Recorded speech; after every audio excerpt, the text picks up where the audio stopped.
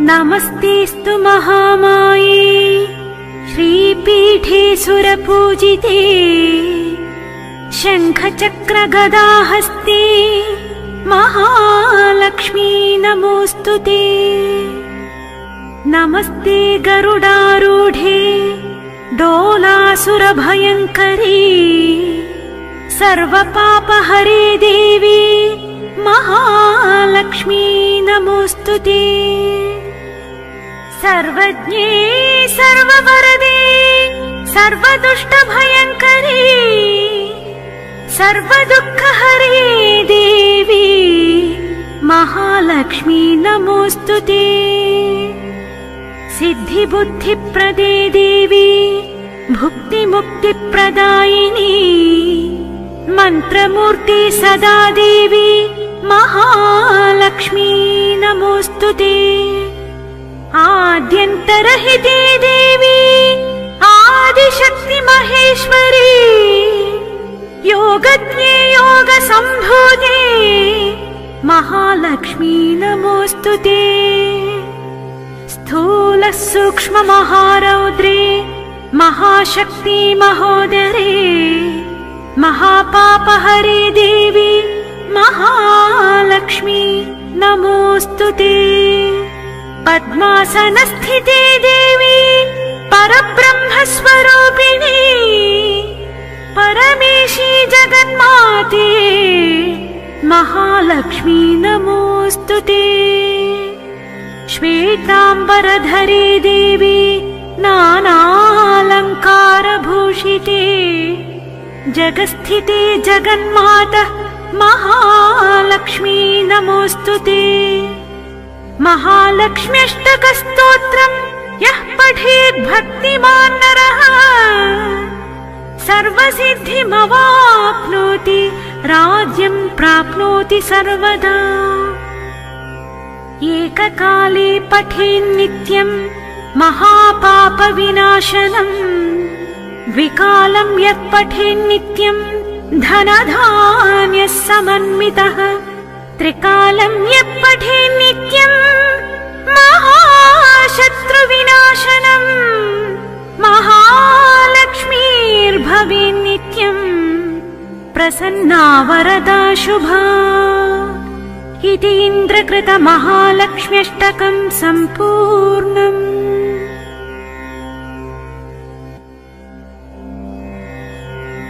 नमस्तेऽस्तु महामाये श्रीपीठे सुरपूजिते शङ्खचक्रगदाहस्ते महालक्ष्मी नमोऽस्तुते। नमस्ते गरुडारूढे डोलासुरभयङ्करी सर्वपापहरे देवी महालक्ष्मी नमोऽस्तुते। सर्वज्ञे सर्ववरदे सर्वदुष्टभयङ्करी सर्वदुःखहरे देवी महालक्ष्मी नमोऽस्तुते। सिद्धिबुद्धिप्रदे देवी भुक्तिमुक्तिप्रदायिनी मन्त्रमूर्ति सदा देवी महालक्ष्मी नमोऽस्तुते। आद्यन्तरहिते देवी आदिशक्ति महेश्वरी योगज्ञे योगसम्भूते महालक्ष्मी नमोऽस्तुते। स्थूल सूक्ष्म महारौद्रे महाशक्ति महोदरे महापापहरे देवी महालक्ष्मी नमोऽस्तुते। पद्मासनस्थिते देवी परब्रह्मस्वरूपिणी परमेशी जगन्माते महालक्ष्मी नमोऽस्तुते। श्वेताम्बरधरे देवी नानालङ्कारभूषिते जगस्थिते जगन्माता महालक्ष्मी नमोऽस्तुते। महालक्ष्म्यष्टकस्तोत्रम् यः पठेत् भक्तिमान् नरः सर्वसिद्धिमवाप्नोति राज्यं प्राप्नोति सर्वदा। एककाले पठेन्नित्यं महापापविनाशनम् द्विकालं यत् पठेन्नित्यं धनधान्यः समन्वितः त्रिकालं यत् पठेन्नित्यं महाशत्रुविनाशनम् महालक्ष्मीर्भवेन्नित्यं प्रसन्ना वरदा शुभा। इति इन्द्रकृत महालक्ष्म्यष्टकं सम्पूर्णम्।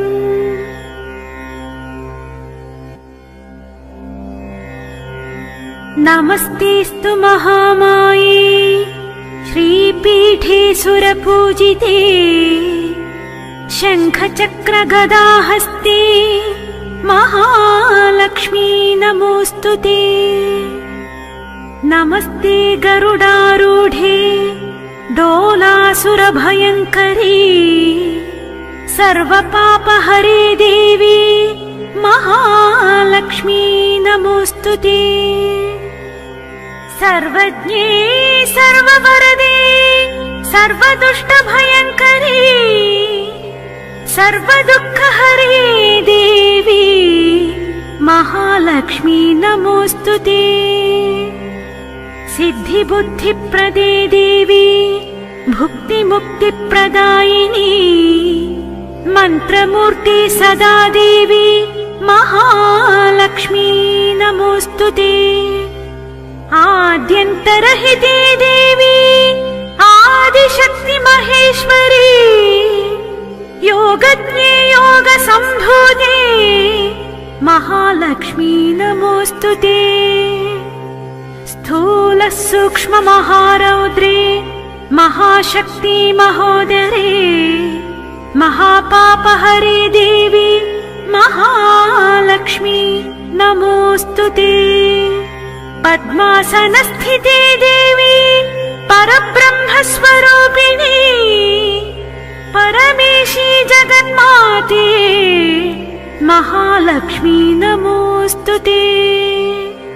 श्वेताम्बरधरे देवी नानालङ्कारभूषिते जगस्थिते जगन्मातः महालक्ष्मी नमोऽस्तु ते। महालक्ष्म्यष्टकस्तोत्रम् यः पठेत् भक्तिमान् नरः सर्वसिद्धिमवाप्नोति राज्यं प्राप्नोति सर्वदा। एककाले पठेन्नित्यं महापापविनाशनम् द्विकालं यत् पठेन्नित्यं धनधान्यः समन्वितः त्रिकालं यत् पठेन्नित्यं महाशत्रुविनाशनम् महालक्ष्मीर्भवेन्नित्यं प्रसन्ना वरदा शुभा। इति इन्द्रकृत महालक्ष्म्यष्टकं सम्पूर्णम्।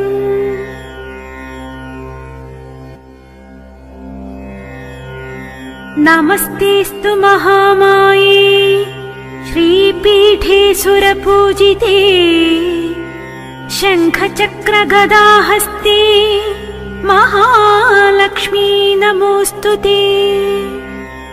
नमस्ते गरुडारूढे डोलासुरभयङ्करी सर्वपापहरे देवी महालक्ष्मी नमोऽस्तु ते। सर्वज्ञे सर्ववरदे सर्वदुष्टभयङ्करी सर्वदुःखहरे देवी महालक्ष्मी नमोऽस्तु ते। सिद्धिबुद्धिप्रदे देवी भुक्तिमुक्तिप्रदायिनी मन्त्रमूर्ति सदा देवी महालक्ष्मी नमोऽस्तु ते।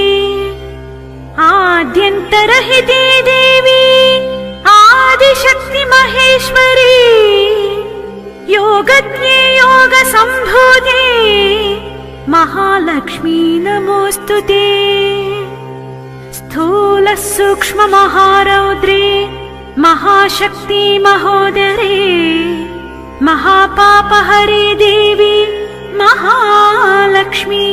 नमोऽस्तुते। पद्मासनस्थिते देवी परब्रह्मस्वरूपिणी परमेशी जगन्माते महालक्ष्मी नमोऽस्तुते। श्वेताम्बरधरे देवी नानालङ्कारभूषिते जगत्स्थिते जगन्माता महालक्ष्मी नमोऽस्तुते। महालक्ष्म्यष्टकस्तोत्रम् यः पठेत् भक्तिमान् नरः सर्वसिद्धिमवाप्नोति राज्यं प्राप्नोति सर्वदा। एककाले पठेन्नित्यम् महापापविनाशनम् द्विकालं यः पठेन्नित्यम् धनधान्यः समन्वितः त्रिकालं यः पठेन्नित्यम् महाशत्रुविनाशनम् महालक्ष्मीर्भवेन्नित्यम् प्रसन्ना वरदा शुभा। इति इन्द्रकृत महालक्ष्म्यष्टकं सम्पूर्णम्।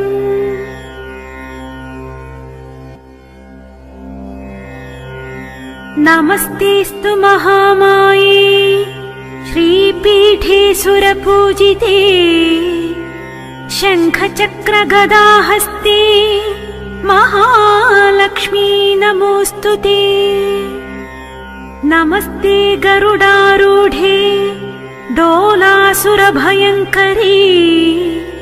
सर्वपापहरे देवी महालक्ष्मी नमोऽस्तुते।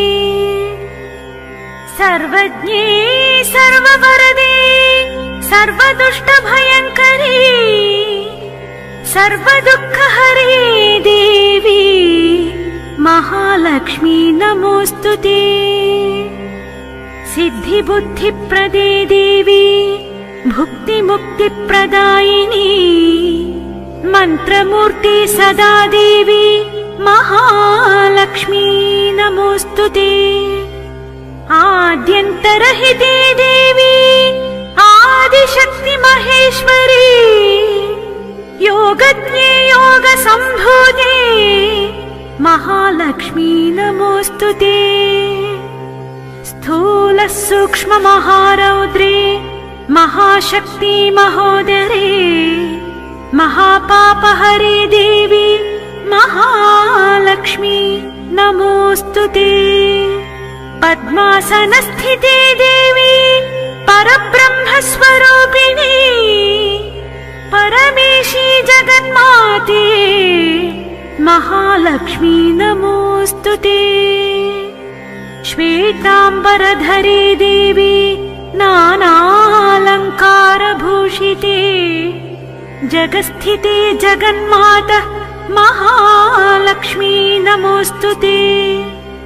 महालक्ष्म्यष्टकस्तोत्रम् यः पठेत् भक्तिमान् नरः सर्वसिद्धिमवाप्नोति राज्यं प्राप्नोति सर्वदा। एककाले पठेन्नित्यम् महापापविनाशनम् द्विकालं यः पठेन्नित्यम् धनधान्यः समन्वितः त्रिकालं यः पठेन्नित्यम् महाशत्रुविनाशनम् महालक्ष्मीर्भवेन्नित्यम् प्रसन्ना वरदा शुभा। इति इन्द्रकृत महालक्ष्म्यष्टकं सम्पूर्णम्।